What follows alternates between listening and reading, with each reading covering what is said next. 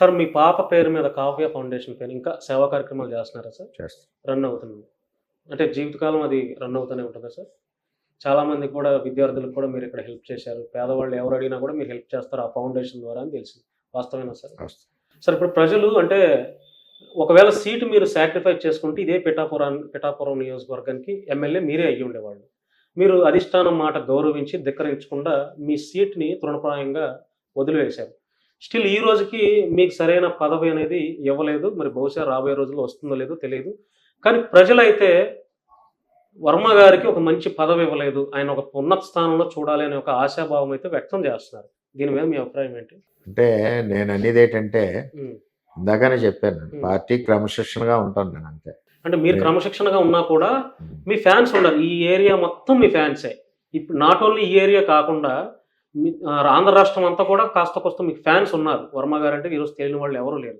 ఇప్పుడు వాళ్ళు కూడా ఎక్స్‌పెక్ట్ చేస్తారు కదా! వర్మ గారికి టికెట్ ఇవ్వలేదు. ఏదో ఇవన్నీ ఒక కూడా పదవి ఇవ్వలేదు. పార్టీకి తెలిస్తే కదా! తెలిసిన సమయంలో వాళ్ళ నిర్ణయాలు వాళ్ళు తీసుకుంటారు. హ్మ్. మీరేం చెప్పట్లేదు సార్ దీని మీద. అంటే ఏదన్నా మీకేదన్నా ఈ పదవి ఇస్తున్నామని మీ చెవిలో ఏమన్నా చెప్పారా?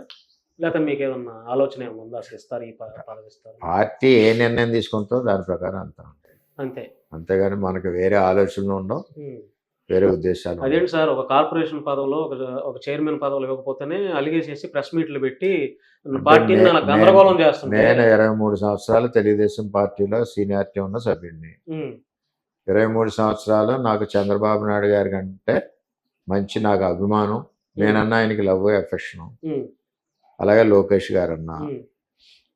నేనెప్పుడు కూడా పార్టీ పునాది గట్టిపడి పార్టీ ముందుకు ఎదగాలి. హ్మ్. చంద్రబాబు నాయుడు గారి ఆధ్వర్యంలో అదేవిధంగా యువ నాయకుడి ఆధ్వర్యంలో ఎదగాలని ఆలోచించే వ్యక్తిని. హ్మ్. సార్ ఇప్పుడు చంద్రబాబు గారిని, లోకేష్ గారిని మీరు దగ్గరగా చూసారు. ఆయనలో ఏం క్వాలిటీస్ అబ్జర్వ్ చేశారు? లోకేష్ గారిలో ఏం క్వాలిటీస్ అబ్జర్వ్ చేశారు మీరు? అంటే అంటే తండ్రి లక్షణాలు పుణికిపుచ్చుకున్నాడా ఏమన్నా? చంద్రబాబు నాయుడు గారి అనుభవం, హ్మ్. లోకేష్ గారు యువరక్తం హ్మ్. 2 కూడా పార్టీకి వెన్ను కింద నిలబడ్డాయి మన ఎలక్షన్లో. హ్మ్. లోకేష్ గారు ఆ రోజు యువగలం పాదయాత్ర చేయకపోతే తెలుగుదేశం పార్టీ హ్మ్. ఆ రోజుల్లో బలపడే పరిస్థితిలో లేదు. హ్మ్. ఆయన యువగలం పాదయాత్రలో కూడా జగన్మోహన్ రెడ్డి ఎన్నో ఇబ్బందులు క్రియేట్ చేసి రౌడీల్ని పంపి, పోలీసుల్ని పంపి, హ్మ్. భీమవరాన్ని అర్ధరాత్రి టెంట్ల మీద దాడులు చేయించి ఇన్ని హ్మ్. చేయించినా సరే ఆ వయసులో లోకేష్ గారు ఎక్కడా కూడా భయపడకుండా వెనకడుగు వేయకుండా యువగలం పాదయాత్ర మొదలెట్టడమే జగన్మోహన్ రెడ్డి వైసీపీకి పతనం స్టార్ట్ అయ్యింది. హ్మ్.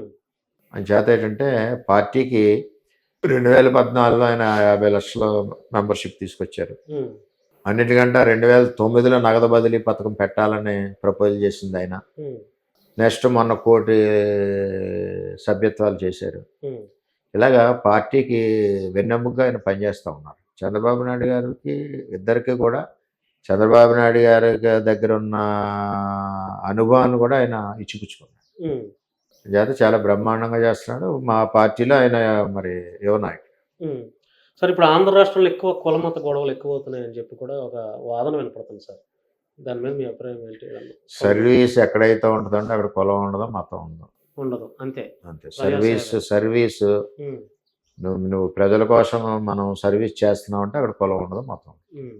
వైసీపీ వాళ్ళు గూడా అప్పుడు ఆ మధ్య దేవుడిని అడ్డం పెట్టుకొని రాజకీయం చేస్తున్నారు లడ్డూ వివాదం అని జెప్పి బాగా ఆరోపణలు చేశారు. లడ్డు వివాదంలో తప్పే ఉందండి అది. హ్మ్. పవన్ కళ్యాణ్ గారు మాట్లాడడంలో తప్పులేదు, చంద్రబాబు నాయుడు గారు మాట్లాడడం తప్పులేదు. అంటే ఒక టెంపుల్ని, ఒక దేవుడు భగవత్ స్వరూపుడు వెంకటేశ్వర స్వామి యొక్క టెంపుల్ని హ్మ్. 5 సంవత్సరాల్లో ఈ విధంగా తయారు చేసి ఒక ఎంతో ప్రపంచం అంతా కొనియాడి స్వామిని చేశారన్నది బయటకు వచ్చింది. బయటకు వచ్చినప్పుడు ప్రజలకు చెప్పాల్సిన అవసరం ఉంది కాబట్టి హ్మ్. చంద్రబాబు నాయుడు గారు, పవన్ కళ్యాణ్ గారు ఓపెన్గా చెప్పారు. హ్మ్. ఈవేళ మనం అరెస్టులు చేశారు, ఈవేళ తెలిసింది కదా హ్మ్. తప్పు జరిగిందా లేదన్నది ఈవేళ క్లారిటీగా ఉంది కదా. సెంట్రల్ గవర్నమెంటే వేసింది హ్మ్. అవును. సిట్, అదే ఎంక్వైరీ. హ్మ్. సెంట్రల్ గవర్నమెంట్ నిర్ణయించిన ఆఫీసర్లు వచ్చారు. ఇందులో ఎవరు చంద్రబాబు నాయుడు గారి ప్రమేయం లేదు, పవన్ కళ్యాణ్ గారి ప్రమేయం లేదు. హ్మ్. అంటే ట్రాన్స్పరెంట్గా ఎంక్వైరీ జరిగింది. హ్మ్. రిజల్ట్ ఏంటి? హ్మ్. ఎవడెవడో ఎక్కడెక్కడో నెయ్యో తెలియదు, ఇంకోటో తెలియదు. మన దేవుడి విషయం హ్మ్. మనం ఎక్కువ మాట్లాడకూడదు. ఆ రోజు మాట్లాడింది వాస్తవం ఉంది కాబట్టి ఈ రోజు అరెస్ట్ అవుతున్నారు. హ్మ్. ఓకే.